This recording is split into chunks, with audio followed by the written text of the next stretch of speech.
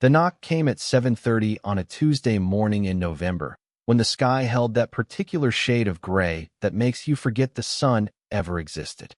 I had been standing at my kitchen window, watching steam rise from my coffee mug, when the sound pulled me from that familiar haze of morning routine. 3 soft raps, almost apologetic, as if whoever stood on the other side wasn't entirely sure they wanted to be there. I set down my mug and walked to the front door, my bare feet silent on the hardwood. Through the peephole, I saw Owen standing on my porch, holding 2 paper cups from the coffee shop on Elm Street. His breath formed small clouds in the cold air, and he shifted his weight from one foot to the other in a way that made me think he had been rehearsing this moment. When I opened the door, we looked at each other without speaking. The silence stretched between us like something physical, something I could almost reach out and touch. His eyes were the same deep brown they had always been, but there was something different in them now. A question, maybe, or a confession waiting to be spoken. I felt my chest tighten, the way it does when you realize you are about to step off a cliff you didn't know you were standing on. He held out one of the cups and said he had gotten me my usual black coffee, no sugar. The fact that he knew this, that he had paid attention to something so small, made my throat close up in a way that scared me. My wedding ring caught the weak morning light as I reached for the cup, and I saw his eyes flicker down to it for just a moment before meeting mine again. I invited him in because that is what neighbors do, what normal people do when someone brings them coffee on a cold morning. But as he stepped across the threshold, I felt something shift in the air around us, something that had nothing to do with the warmth of the house or the steam from our cups. We stood in my entryway, neither of us moving toward the living room or the kitchen. Upstairs, Evelyn was still sleeping, her breath steady, and even in the bed we had shared for 22 years. I thought about her lying there, her graying hair spread across the pillow, and felt a pang of something that might have been guilt or might have been grief. Owen said he had been thinking about things, about conversations we had shared over the past few months. His voice was quiet, careful, as if he was afraid of waking something that should stay sleeping. I knew what he meant without him having to explain. Those evenings on his porch, those mornings when we found ourselves leaving for work at the same time and lingering by our cars, talking about nothing and everything until we were both late. The coffee cup warmed my hands, but I felt cold everywhere else. I could hear the furnace humming in the basement, the familiar sounds of a house settling into another ordinary day. But nothing about this moment felt ordinary. Owen took a step closer, and I did not step back. He said my name, just my name, and something in his voice broke open. Before I could think or choose or run, his arms were around me, and I was holding him back with a desperation that surprised us both. The embrace was not gentle or hesitant. It was the kind of hold that comes from drowning, from finally finding something solid in a world that had been shifting beneath your feet for longer than you cared to admit. I pressed my face against his shoulder and breathed him in, soap and coffee and something else, something that was just him. My heart hammered against my ribs so hard I was sure he could feel it through the thin cotton of his shirt. This was wrong in every way that mattered to the life I had built, and right in every way that mattered to the man I had always been but never allowed myself to be. We held each other in my entryway as the November morning pressed against the windows, and I knew with a certainty that terrified me that nothing would ever be the same. The coffee grew cold in our forgotten cups, and upstairs, my wife continued to sleep, unaware that the man she had married was disappearing into someone else's arms, into a truth that had been waiting 47 years to be acknowledged. To understand how I arrived at that moment in my entryway, holding Owen like my life depended on it, you need to know about the life I had spent 47 years constructing. It was a careful life, built with the precision of someone who understood that happiness was less important than stability, that being right mattered less than being safe. My marriage to Evelyn began the way most marriages did in our circle, with mutual respect, shared values, and the unspoken agreement that love would grow from compatibility rather than passion. We met at a church social in 1982, both of us 25 and tired of our mothers asking when we planned to settle down. She had kind eyes and a laugh that never seemed forced. I had steady employment at the insurance firm and a down payment saved for a house. We fit together like pieces of a puzzle that had been cut to match, not because they naturally belonged that way, but because someone had decided they should. The house we bought on Maple Street had 3 bedrooms and 2 baths, a front porch with white columns, and a backyard that backed up to the elementary school playground. Perfect for children, the realtor had said, though children never came. Instead, we filled those rooms with the quiet accumulation of a shared life.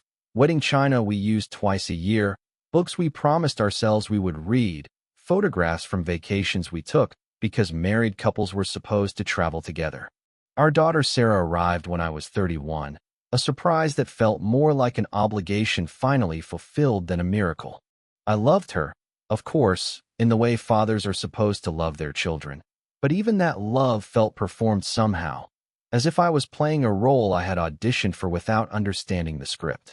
I taught her to ride a bicycle in our driveway and helped her with math homework at the kitchen table, but I always felt like I was watching myself from somewhere outside my body, wondering if this was what contentment was supposed to feel like. The years passed with the steady rhythm of routine. I left for work at 7:15 each morning, returned at 6:30 each evening, and spent weekends maintaining the house and yard with the same methodical attention I brought to insurance claims. Every Saturday, I mowed the lawn in perfect diagonal stripes. Every Sunday after church, Evelyn and I would sit on the front porch with the newspaper, commenting on local politics and neighborhood gossip, while our neighbors walked by with their dogs and their children. Those neighbors became the backdrop of our lives. The Hendersons with their noisy teenagers, Mrs. Chun who grew prize-winning roses, the young couple who moved in and out within 2 years when their marriage fell apart. We waved to them all, invited appropriate ones to backyard barbecues, and maintained the delicate balance of friendliness without intimacy that kept suburban life running smoothly. By the time Sarah left for college, Evelyn and I had settled into a marriage that functioned like a well-maintained machine. We divided household tasks with practiced efficiency. She handled the grocery shopping and social calendar. I managed the finances and home repairs. Our conversations revolved around practical matters: whose turn it was to call the plumber, whether we needed to replace the washing machine, when Sarah might visit next. We shared the same bed but rarely touched, and when we did, it felt like another item to check off the list of married obligations. I told myself this was normal, that passion faded in all marriages, that what we had was more valuable than the desperate romance you saw in movies. But late at night, staring at the ceiling while Evelyn slept beside me, I sometimes felt like I was suffocating under the weight of my own contentment. There was a hollowness in my chest, an ache I could never name or explain, that made me wonder if other people felt more alive in their lives than I felt in mine. The insurance office where I worked was a place of beige carpets and fluorescent lights, where I spent 8 hours a day evaluating other people's disasters and calculating the cost of putting their lives back together. My coworkers were pleasant enough, but we kept our interactions professional, sharing coffee pot gossip and birthday cake without ever delving into anything that mattered. I was the reliable one, the one who never missed deadlines or called in sick, the one management could count on to handle the difficult claims without complaint. When Owen moved into the house next door, I noticed him the way you notice any change in your carefully ordered environment. He was younger than most of our neighbors, maybe mid-30s, with dark hair that curled slightly when he worked in his yard. He drove a blue pickup truck and kept irregular hours, leaving for work sometimes at dawn, sometimes at noon, in a way that suggested his life operated by different rules than mine. At first, our interactions were the standard neighborly exchanges, a wave across the driveway, a brief comment about the weather when we both happened to be checking our mailboxes. But I found myself paying attention to him in ways that seemed disproportionate to these casual encounters. I noticed when his lights stayed on late into the night, when packages sat on his porch for days, when he sat alone on his front steps with a beer and a book as the sun went down. There was something about his solitude that called to something in me, though I could not have articulated what that something was. While the rest of our neighborhood operated in pairs and families, Owen existed as a singular unit, complete and self-contained in a way that both envied and feared. He seemed comfortable with his own company in ways I had never learned to be, as if he had made peace with parts of himself that I had spent decades trying to ignore. Evelyn mentioned him once, saying she had seen him carrying groceries from his truck and wondering aloud if he was divorced or simply had never married. I told her I had no idea, but the question lodged itself in my mind like a splinter I could not extract. What kind of man lived alone by choice? What kind of life allowed for such independence? And why did the thought of his solitary existence make my chest tighten with something that felt dangerously close to longing? The evening that changed everything between Owen and me began like any other Thursday in September. I had finished mowing the lawn and was coiling the garden hose when I noticed him sitting on his front porch steps, a beer bottle balanced on his knee. The sun was settling low behind the maple trees, casting long shadows across our adjoining driveways, and there was something about his posture, the way his shoulders curved forward, the stillness of his hands, that suggested he had been sitting there for a while. I should have gone inside. That would have been the normal thing to do, the safe thing. Instead, I found myself walking to the edge of my property line, close enough to nod in his direction. He looked up and raised his bottle in a casual salute, and before I could think better of it, I asked if he was enjoying the evening. He smiled then, a real smile that reached his eyes, and said he was trying to figure out if he belonged in a neighborhood like ours. The honesty of it caught me off guard.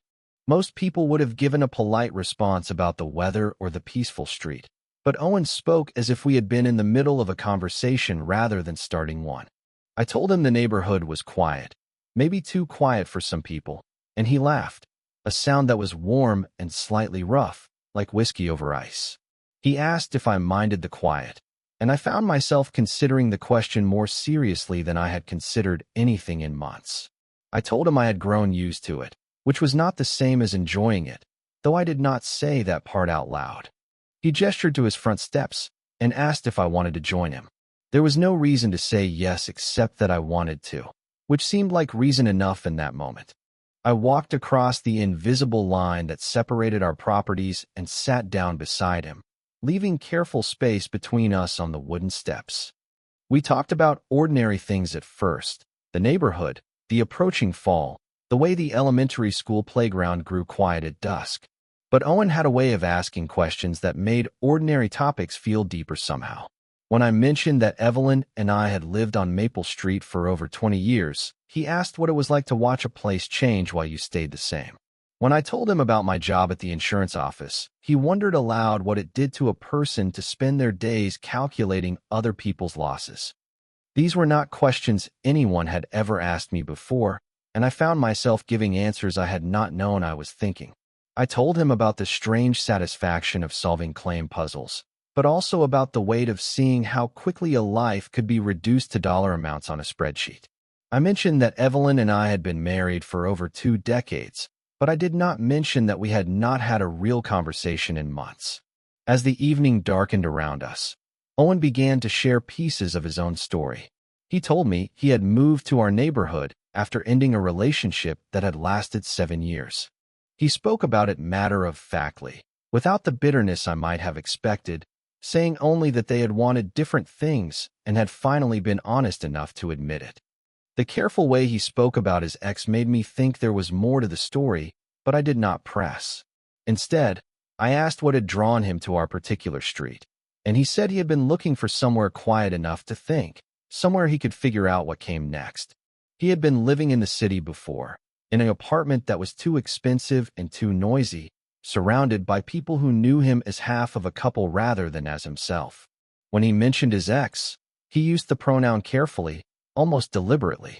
He said his partner had been ready to settle down in ways that Owen was not, had wanted the kind of life that looked good from the outside, even if it felt empty from the inside. The words hung in the air between us, and I felt something shift in my understanding of who Owen was and why he had ended up next door to me. I should have felt uncomfortable. I should have made polite excuses and returned to my own house, to my own life, to the safety of not knowing things that complicated the simple narrative I had built about my neighbor. Instead, I felt something I could only describe as recognition, as if Owen had given voice to thoughts I had carried but never spoken. We sat in comfortable silence as the street lights flickered on one by one.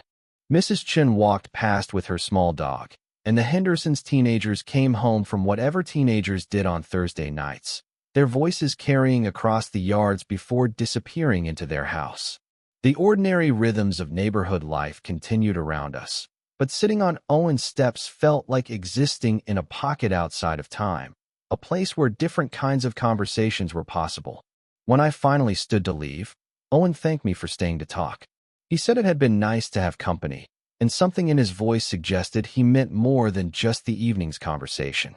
As I walked back across the driveway to my own house, I felt lighter somehow, as if I had been holding my breath for years and had finally remembered how to exhale. Inside, Evelyn was reading in bed, her glasses perched on the end of her nose as she turned the pages of her book. She asked if I had been talking to the neighbor, and I told her we had chatted briefly about the neighborhood. She nodded without looking up from her book, accepting this explanation the way she accepted most of my activities, with polite disinterest that neither welcomed nor discouraged further information. That night, lying in bed beside my wife of 22 years, I found myself thinking about Owen's questions and the way he had spoken about his previous relationship. There had been something in his voice when he talked about his ex-partner, something that suggested the relationship had been more than friendship, but different from what I understood about love between men and women. I tried to push the thought away, but it lingered like smoke in a closed room, impossible to ignore even when I could not quite see its shape. Over the following days, I found myself looking for Owen when I left for work in the mornings and when I returned in the evenings. Sometimes he was in his yard, working in the small garden he had started along his front fence, and we would exchange waves or brief comments about the weather.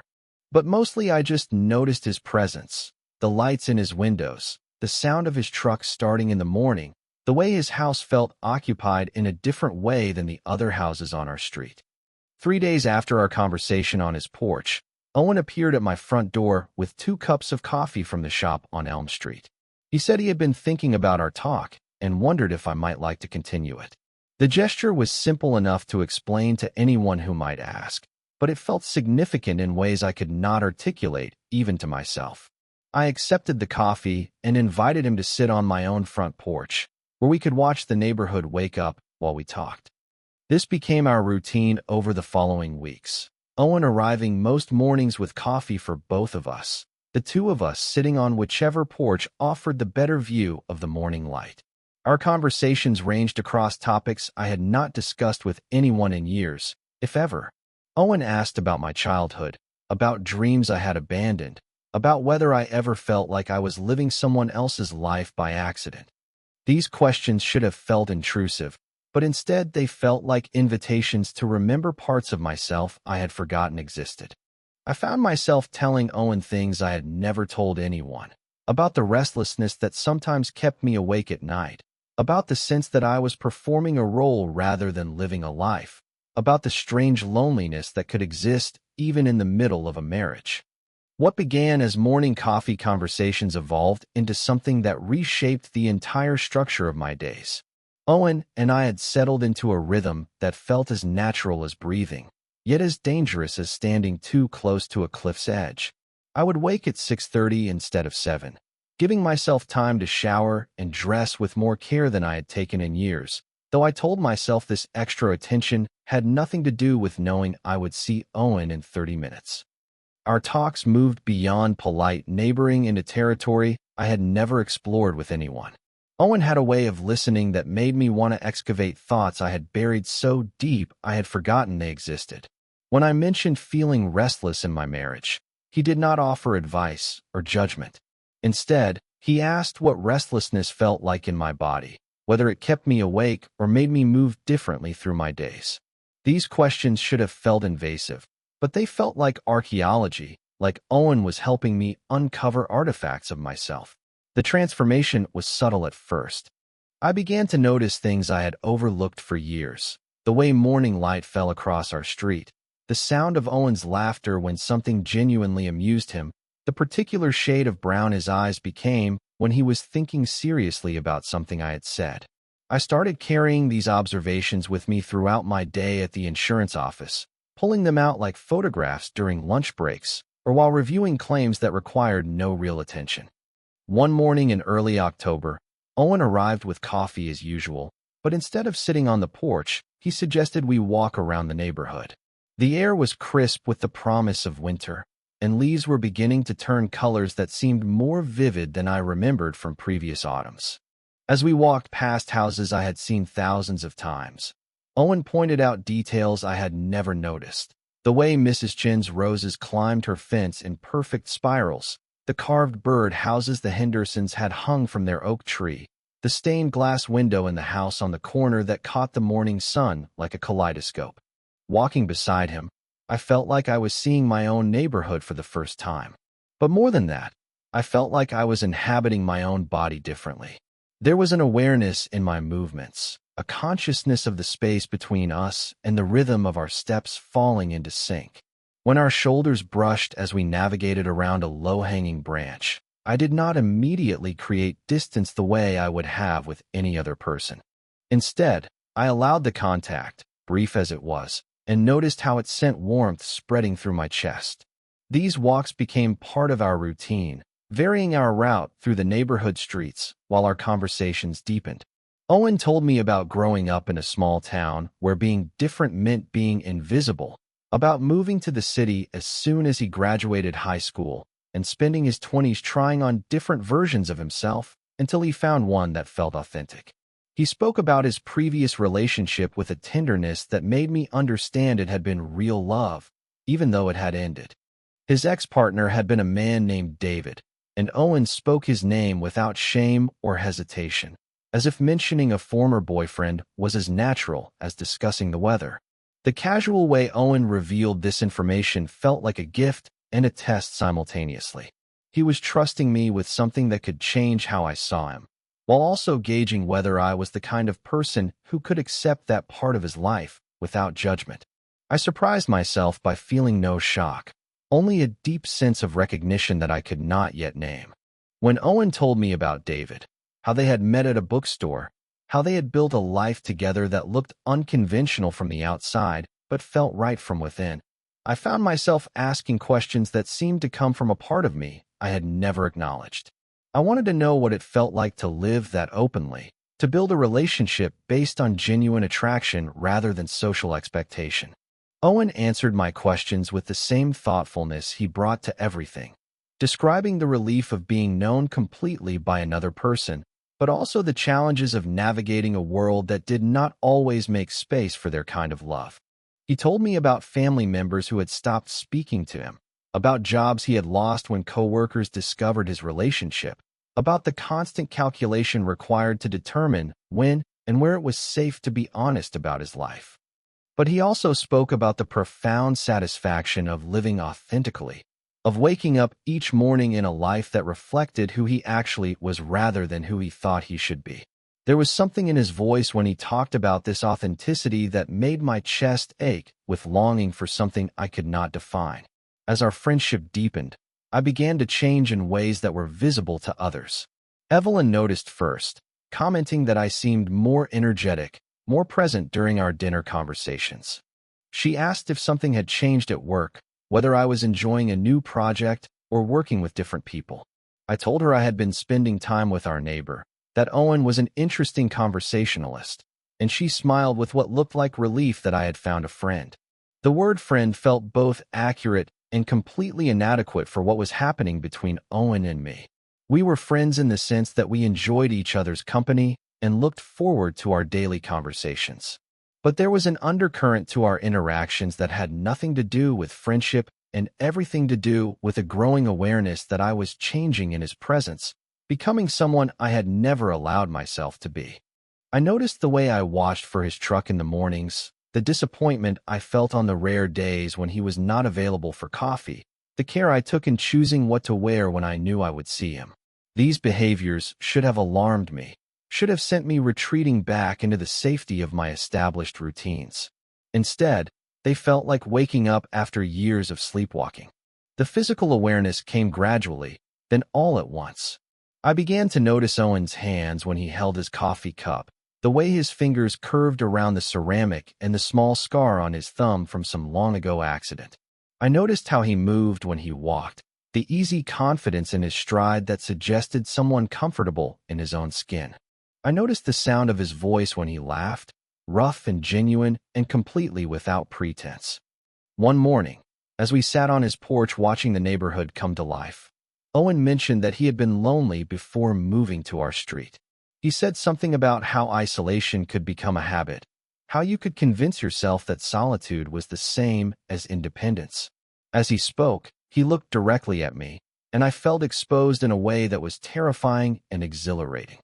I told him I understood loneliness, even in the middle of a marriage, even surrounded by all the structures that were supposed to prevent it.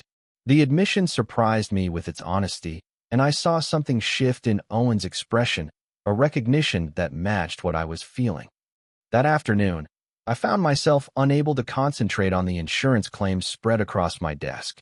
Instead, I kept thinking about the conversation on Owen's porch, about the way he had looked at me when I admitted to loneliness, about the feeling that we were circling around something important without quite naming it. When I came home that evening, Evelyn was in the kitchen preparing dinner, moving through the familiar motions of our evening routine.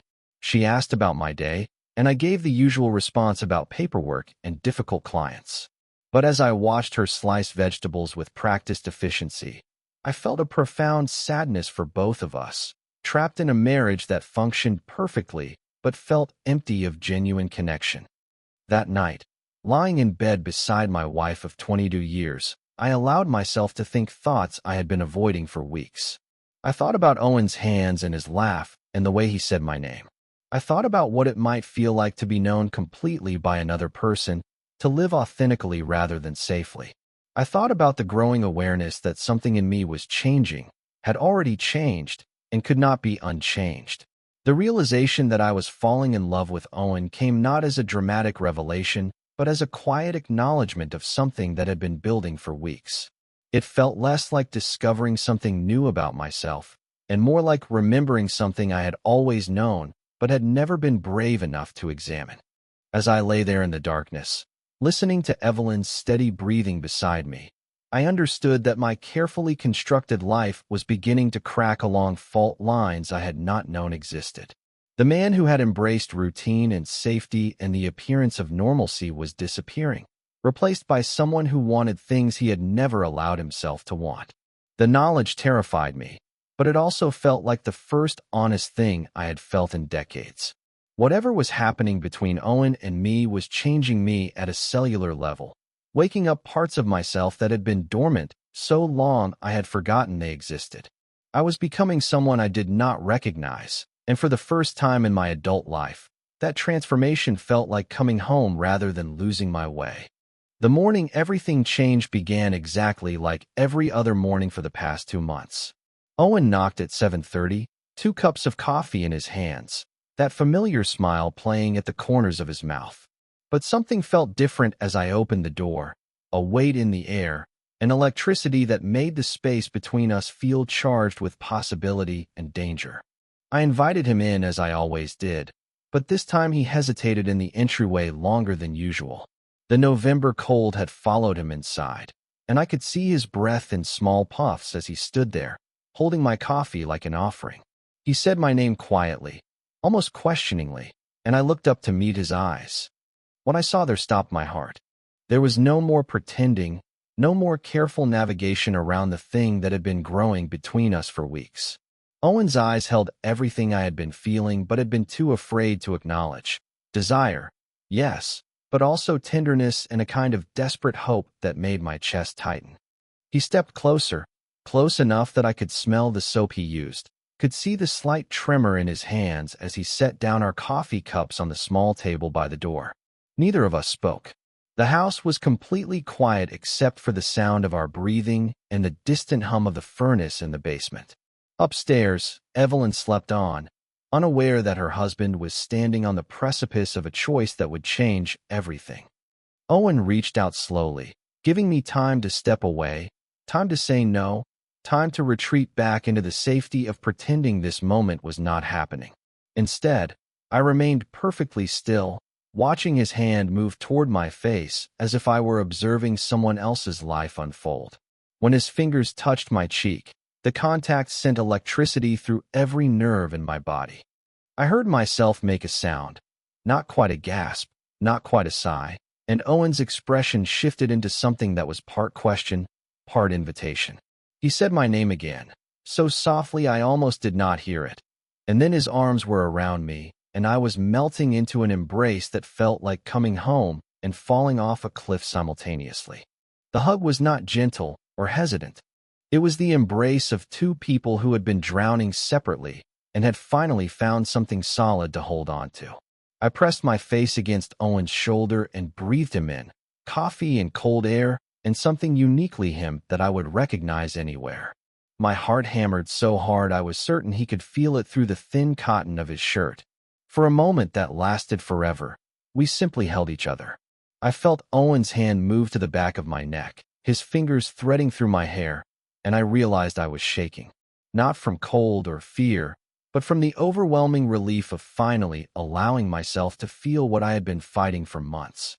When we finally pulled apart, just enough to look at each other, Owen's eyes were bright with something that might have been tears. He searched my face as if he was trying to memorize it, and I realized I was doing the same thing, cataloging the exact shade of his eyes, the way his hair fell across his forehead, the small lines that appeared at the corners of his mouth when he smiled. Neither of us spoke about what had just happened. There were no declarations of love, no promises about the future, no discussion of what this meant for my marriage or our lives. Instead, we stood in my entryway holding each other and letting the reality of our connection settle around us like snow. The sound of Evelyn stirring upstairs broke the spell. Owen stepped back immediately, his hands falling to his sides, and I felt the cold air rush in to fill the space where his warmth had been. We looked at each other for one more long moment, and I saw my own mixture of joy and terror reflected in his expression. He picked up his coffee cup and took a sip, his hands remarkably steady for someone who had just turned my world upside down. He said he should probably head to work, his voice carefully casual, as if we had just finished discussing the weather rather than crossing a line that could not be uncrossed. I nodded and opened the front door, the November air rushing in to remind us both of the ordinary world that existed outside this moment. Owen paused on the threshold and looked back at me, and I saw him start to say something before changing his mind. Instead, he simply touched my arm briefly, a gesture so light it could have been accidental, and walked across the lawn to his truck.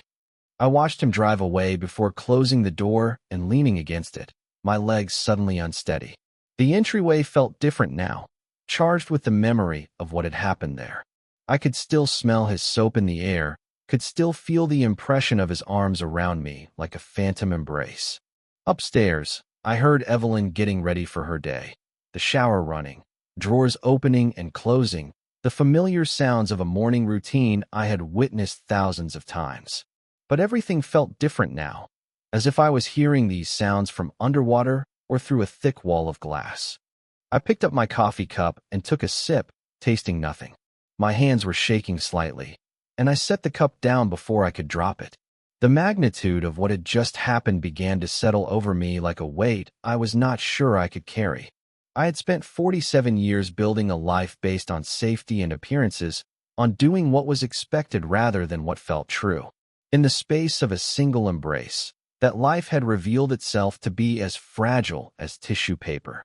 One touch from Owen had been enough to tear through decades of careful construction, exposing the hollow spaces I had learned to ignore.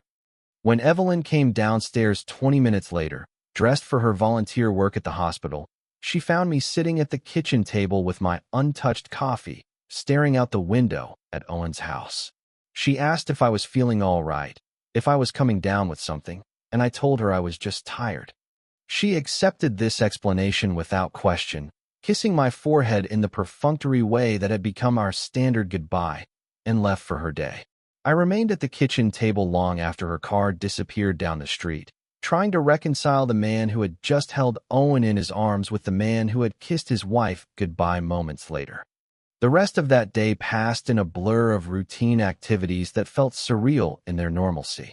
I went to work, reviewed insurance claims, attended a staff meeting about quarterly projections, and came home to dinner with Evelyn as if nothing fundamental had shifted in the universe.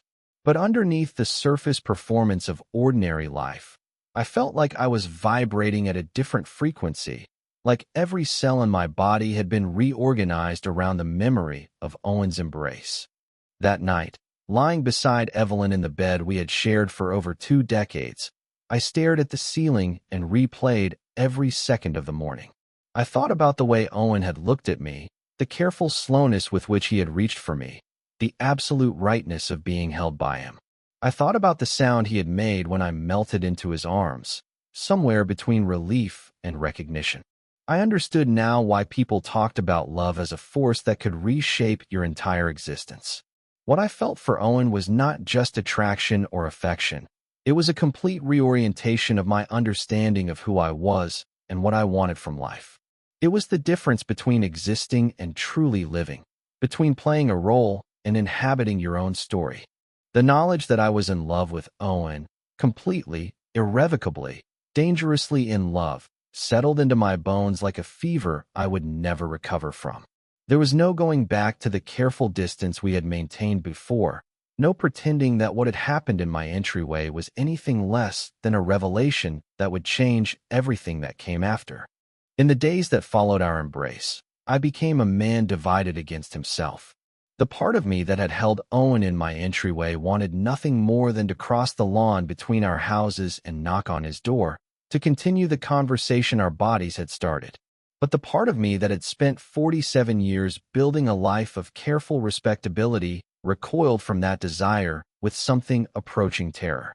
I avoided Owen for 3 days. When I saw his truck in the driveway, I waited until he had gone inside before retrieving my mail. When he knocked with coffee on Friday morning, I pretended not to hear, standing frozen in my kitchen until his footsteps retreated down the porch steps. I told myself I needed time to think, to process what had happened, to figure out how to return to the friendship we had built without acknowledging the line we had crossed. But avoidance only amplified the significance of what I was avoiding. Every moment I did not see Owen felt like a small betrayal, not just of him, but of the part of myself that had finally felt authentic in his arms. I found myself watching his house from my bedroom window, noting when his lights turned on and off, when he came and went, as if by observing his routine, I could somehow maintain our connection without having to face what it meant. The careful performance of my marriage became almost unbearable. Evelyn and I moved through our evening routines with the same practiced efficiency we had maintained for years, but every interaction felt like I was wearing a costume that no longer fit. When she asked about my day, I gave the same generic responses I had always given, but the words felt foreign in my mouth. When she mentioned that she had not seen our neighbor recently, wondering if he was traveling for work, I felt my face flush with guilt and managed only a noncommittal shrug. The pretense became unsustainable on Sunday evening. Evelyn and I were sitting in the living room, she with her book and I with the newspaper, when she set down her reading and looked at me with the kind of focused attention she had not directed my way in months. She said I seemed different lately, distracted and restless in ways that reminded her of how I had been years ago when I was considering changing jobs. She asked if something was troubling me at work, whether there were problems I had not mentioned, whether there was anything she could do to help. The kindness in her voice, the genuine concern from a woman who had shared my life for over 2 decades, cracked something inside me that I had been struggling to hold together. I set down the newspaper and looked at her, really looked at her, and saw someone who deserved honesty even if that honesty would hurt her. I told her there was nothing wrong at work. I told her the restlessness she had noticed was not about my job or any external circumstance. I told her it was about me, about things I was discovering about myself that I had never understood before. Evelyn set her book aside completely and turned to face me on the couch. She asked what kinds of things, and I could hear in her voice that she already suspected this conversation was going to change everything between us. I said I had been thinking about the life we had built together, about whether it was the life either of us had really wanted or just the life we had thought we were supposed to want. I told her I loved her, which was true, but that I was beginning to understand there were different kinds of love, and ours had always been built more on compatibility than on passion. She was quiet for a long time, her hands folded in her lap, her gaze fixed on something beyond my shoulder. When she finally spoke, her voice was steady but sad. She said she had known for years that something was missing between us, something that other couples seemed to have that we had never found. She said she had told herself it did not matter, that what we had was enough, but that she had sometimes wondered if we were both settling for a kind of love that felt safe rather than true. The conversation that followed was the most honest one we had shared in our entire marriage. Evelyn admitted that she had sometimes felt like we were playing house rather than building a real partnership, going through the motions of intimacy without ever achieving genuine connection. I told her about the loneliness I had felt even in our early years together, the sense that I was performing the role of husband rather than inhabiting it naturally. Neither of us mentioned Owen by name, but his presence hovered at the edges of our conversation like a shadow. When Evelyn asked if there was someone else, someone who had helped me understand these things about myself, I hesitated long enough that my silence became its own answer. She did not ask for details. Instead, she asked if I loved this other person, and I found myself nodding before I could think better of it. The admission hung between us like a bridge we would both have to cross, and I saw something shift in Evelyn's expression, not anger, exactly, but a kind of resigned recognition. She asked if this person loved me back, and I told her I thought so, though we had never spoken about it directly. She asked if I planned to leave our marriage, and I realized I did not know the answer to that question. The possibility of ending our life together had felt abstract until this moment. But sitting in our living room having this conversation made it suddenly, terrifyingly real. Evelyn stood up from the couch and walked to the window that looked out over our front yard. From where she stood, she could see Owen's house, his truck in the driveway, the porch where we had spent so many mornings talking. She was quiet for so long that I began to wonder if she was going to speak at all. Finally, she said she had always known I was not entirely happy in our marriage, but had convinced herself that happiness was less important than stability, less important than the life we had built together. She said she realized now that both of us deserved the chance to find the kind of love that felt effortless rather than effortful, natural rather than performed. I joined her at the window, and we stood side by side looking out at the neighborhood where we had lived for over 20 years. The street was quiet, the houses lit from within by the warm glow of evening routines being carried out by families we had waved to for decades. It was a peaceful scene, the kind of suburban tableau that had once represented everything I thought I wanted from life. Evelyn said she did not want to be married to someone who was staying out of obligation rather than choice. She said she had spent too many years accepting a half-life, and she was not willing to spend whatever years remained to her doing the same thing. Her voice was sad but not bitter, tired but not angry, as if she were finally giving voice to thoughts she had carried for years without acknowledging them. I told her I was sorry, that I had never meant to hurt her, that I had not understood these things about myself until recently.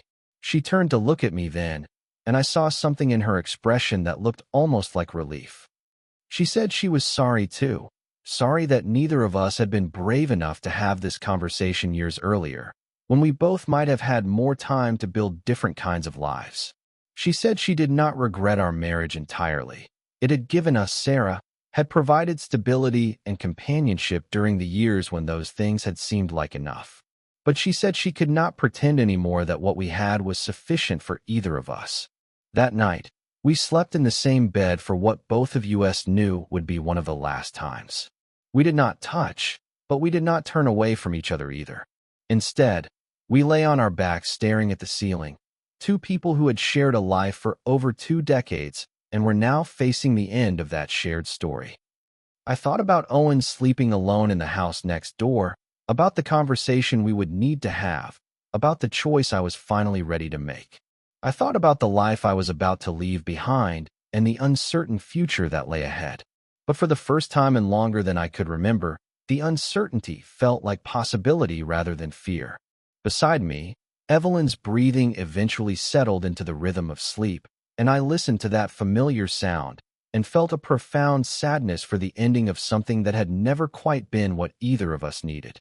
But underneath the sadness was something else, a sense of relief so deep it felt like a physical release, as if I had been holding my breath for 22 years and was finally allowing myself to exhale. The end of my marriage came not with arguments or accusations, but with the quiet dignity of two people who had finally found the courage to tell the truth. Evelyn and I spent the next week moving through the practical details of separation with the same methodical attention we had brought to 22 years of shared life. We divided household items, discussed what to tell Sarah, and made arrangements for me to stay in a hotel while we figured out longer-term solutions. On a Thursday morning in late November, I found myself standing in our bedroom, packing clothes into a suitcase that had not been used since our last vacation together 3 years earlier. Evelyn sat on the bed, watching me fold shirts with the careful precision I brought to everything, and we both understood that we were witnessing the end of an era. She asked if I was scared, and I told her I was terrified but also more certain than I had ever been about anything. She nodded as if this made perfect sense, and said she felt the same way about the prospect of living alone for the first time in over 2 decades. We were both stepping into unknown territory, but we were doing it with the knowledge that staying where we were would have been a betrayal of whatever years remained to us. When I closed the suitcase, Evelyn stood and helped me carry my things downstairs. At the front door, she handed me the spare key I would no longer need and kept her own. We did not embrace goodbye. That would have felt like a performance neither of us wanted to give. Instead, she touched my arm briefly and told me she hoped I would find what I was looking for. I set my suitcase down on the porch and removed my wedding ring, placing it gently on the small table where Owen had left coffee cups so many mornings. Evelyn did the same with hers, and for a moment we both looked at the 2 gold bands sitting side by side, symbols of promises we had tried our best to keep but could no longer honor. I picked up my suitcase and walked down the front steps, across the lawn I had mowed every Saturday for 20 years, toward the driveway where my car waited. I did not look back at the house, but I felt Evelyn watching from the window as I loaded my things and closed the trunk. Instead of driving directly to the hotel, I found myself pulling into Owen's driveway. I sat in my car for several minutes, gathering the courage to knock on his door, to begin the conversation that would determine whether the leap I was taking would lead to solid ground or empty air. Owen answered my knock as if he had been expecting me, though I had not called ahead. He looked at my car in his driveway, at the suitcase visible through the back window, and I saw understanding dawn in his expression.